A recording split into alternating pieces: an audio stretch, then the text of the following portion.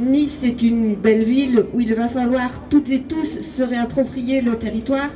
C'est une belle ville, j'insiste un peu, la météo nous le prouve encore aujourd'hui. On est bien à Nice et pourtant, il y aurait encore tellement à faire pour la transition écologique notamment.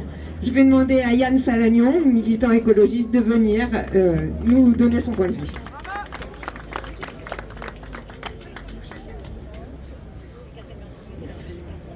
Bonjour à toutes et tous.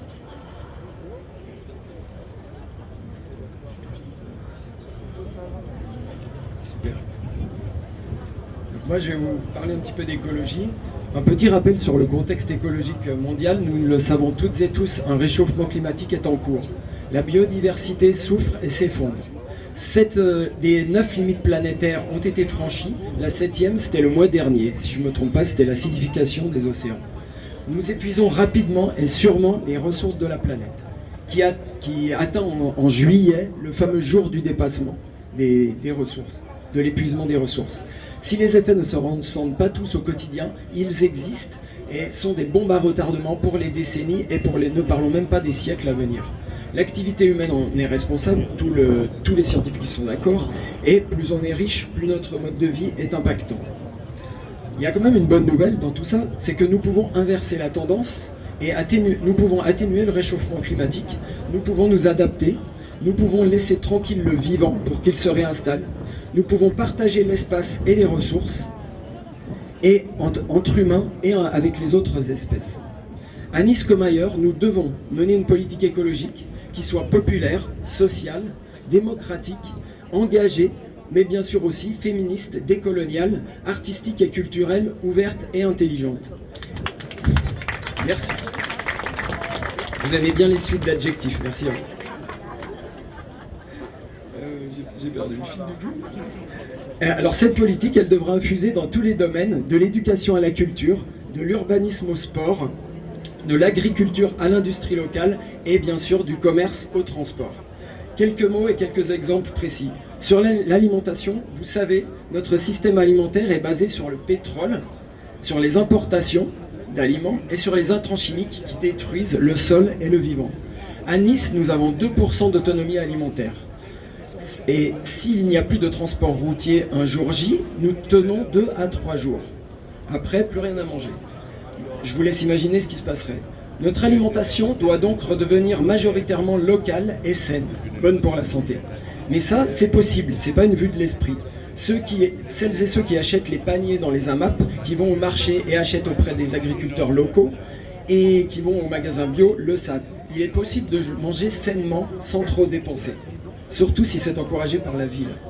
C'est un enjeu essentiel pour l'avenir de notre ville de soutenir et renforcer l'agriculture paysanne, bio et locale. Merci. Dans le département, nous sommes déjà au-dessus de la moyenne nationale, vous savez, dû au fait à la topographie et au fait que nous avons des petites exploitations, quant au bio. Mais nous pouvons aller beaucoup plus loin. Il y a 2 enjeux dans les Alpes-Maritimes, c'est la reconquête des terrains de la plaine du Var et remettre en culture les terrasses qui sont abandonnées un peu partout. Une ville comme Nice peut investir fortement dans la reconquête agricole. Elle pourrait acheter des terres, encourager et faciliter l'installation d'agriculteurs. Concrètement, la plaine du Var est encore une plaine agricole, bien qu'elle ait été en grande partie grignotée, artificialisée au sud, vous le savez bien sûr. Il y a encore de nombreux terrains en jachère sous-utilisés ou qui connaissent des conflits d'usage, qui servent de parking, qui servent de stockage divers et variés. Sur la commune, il y a également des centaines d'hectares de terrasses non utilisées et une dizaine de milliers dans le département. Il est possible de les remettre progressivement en culture et d'ailleurs c'est déjà à l'étude. À nous de faciliter le mouvement, d'encourager des agriculteurs à s'y réinstaller et d'encourager la jeune génération à faire ce métier crucial et stratégique. Merci. Un petit mot sur la nature en ville. Dans la ville, nous avons tout à gagner à faire revenir la nature en ville, à revégétaliser les places publiques très minérales, comme ici par exemple, mais vous en connaissez sûrement d'autres, à laisser pousser les herbes au pied des arbres, par exemple là où ils sont bétonnés, et à créer plus de jardins partagés pour faire des potagers collectifs. La nature en ville, en plus de stocker du carbone et de diminuer les îlots de chaleur, nous permet bien sûr de nous sentir bien, mais aussi de garder un lien vital, nous qui sommes de plus en plus urbains, avec les saisons, avec les plantes, avec les animaux. Voilà, c'est crucial. Au niveau des transports, on peut développer les mobilités douces. Quand on crée les infrastructures, qu'on incite les gens à faire du vélo, ça fonctionne. L'exemple d'autres villes en France et dans le monde nous le prouve tous les jours. Au niveau des pistes cyclables, la ville a amorcé des changements, certes, vous l'avez tous vu, il y a plus de pistes cyclables qu'avant. Mais elle est en deçà de ses propres objectifs de son plan vélo, et nous sommes loin de pouvoir nous déplacer en vélo dans le calme et en sécurité dans tous les quartiers de la ville. Donc la ville est sous-équipée en pistes, et la répartition n'est pas du tout équitable entre les quartiers. Deux grands axes sont oubliés, les places de stationnement vélo sont très rares, et les garages à vélo encore plus. Juste un petit exemple, si vous avez essayé de vous rendre à l'Ariane à vélo, vous avez pu voir que ce n'est pas simple, selon votre niveau de confiance à vélo. Il y a des discontinuités partout, et il faut traverser des carrefours dangereux. Voilà, et nous n'en sommes pas du tout au stade où les enfants, par exemple, pourront le faire en toute sécurité. Il y a 1 an et demi, je vous raconte juste une petite anecdote. Lorsque nous avions organisé une étape d'un Tour de France associatif à vélo à l'Ariane, des enfants sont venus en vélo de l'Ariane au centre-ville. Et un garçon nous a dit « c'est le plus beau jour de ma vie ». C'était vraiment émouvant. Il y en a qui étaient là et qui s'en souviennent. C'était vraiment émouvant. Mais vous voyez, j'en ai presque les larmes aux yeux d'entendre ça. Et ça donne vraiment envie de faire beaucoup plus d'efforts pour avoir un réseau cyclable. Parce que ça sert vraiment à quelque chose. C'est un facteur de démocratie aussi. Pour que les enfants et les jeunes et les plus âgés, tous puissent se balader à vélo. Le tramway, je ne vais pas revenir dessus, mais juste pour répéter ce qu'a dit David, la ligne de tram vers l'Ariane, si je ne me trompe pas, a été reportée 2 fois déjà. Et ne serait-il pas temps de la réaliser dans les années qui viennent? Merci. Un court mot sur l'automobile, c'est la première cause de pollution de l'air à Nice. Le transport routier est responsable de 48% des émissions de gaz à effet de serre de la métropole. On le vit tous les jours, il y a beaucoup de voitures dans les rues de Nice. Qu'est-ce qu'on fait? Est-ce qu'on continue comme ça? On change rien, on ferme les yeux? Il faut savoir que 95% des déplacements en voiture quotidiens font moins de 5 km. 95% moins de 5 km. Est-ce que la plupart de ces trajets ne pourraient pas se faire autrement? La ville, nous, pourrions être beaucoup plus incitatifs sur les autres types de mobilité et réfléchir tous ensemble à comment faire abandonner leur voiture à celles et ceux qui l'utilisent encore dans leurs déplacements quotidiens. Un petit mot sur l'aéroport, David l'a évoqué. L'extension de l'aéroport va ouvrir cet été. J'ai vu un Nice Matin sur la terrasse tout à l'heure. Voilà, c'est annoncé, on peut le visiter. Enfin, Nice Matin nous fait visiter l'extension de l'aéroport. Il pourrait y avoir jusqu'à 80 à 100 vols de plus par jour. Il y aura 28 000 vols, jusqu'à 28 000 vols de plus par an et 7 millions de passagers en plus. Est-ce que ça va dans le bon sens? Est-ce que ça va dans le bon sens? De l'écologie et du surtourisme. La ville n'aurait pas dû soutenir cette extension.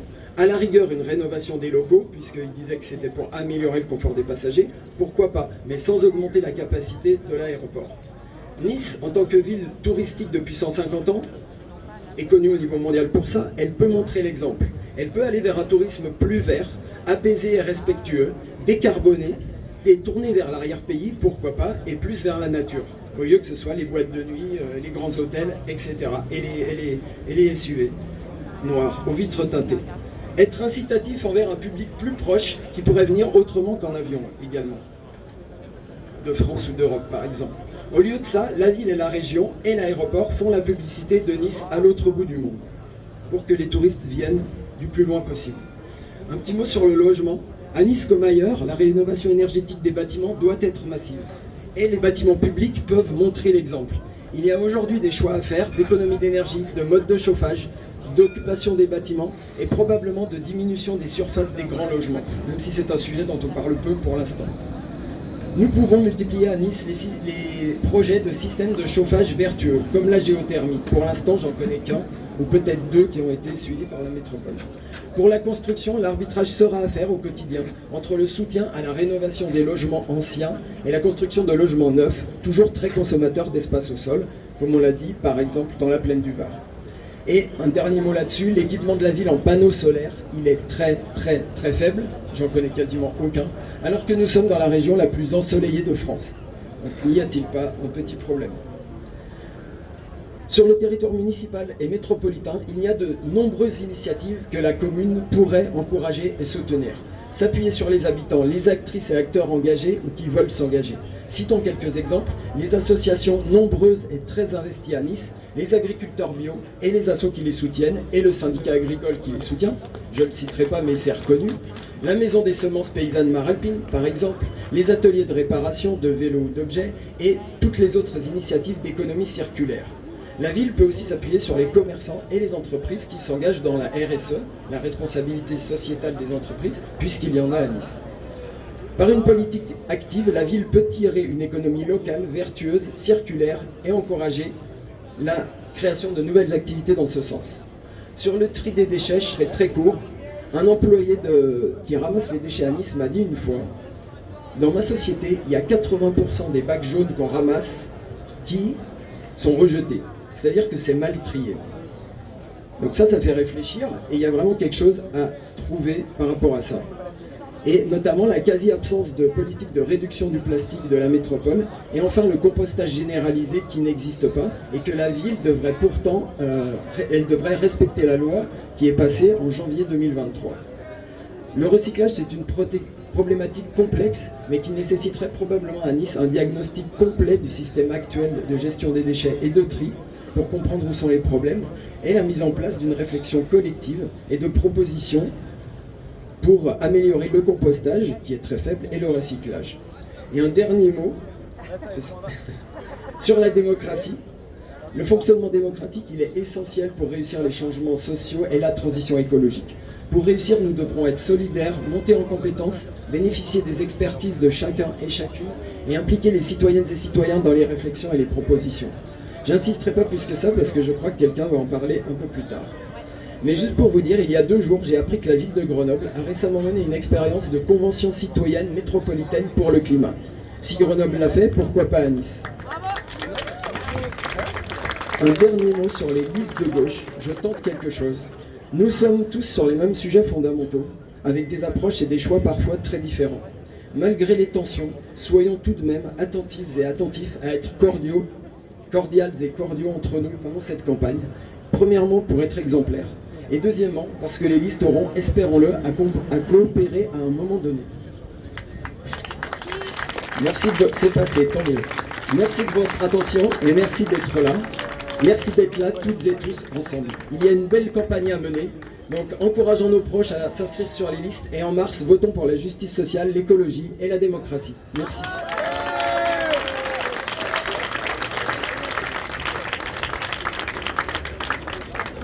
Merci beaucoup Yann.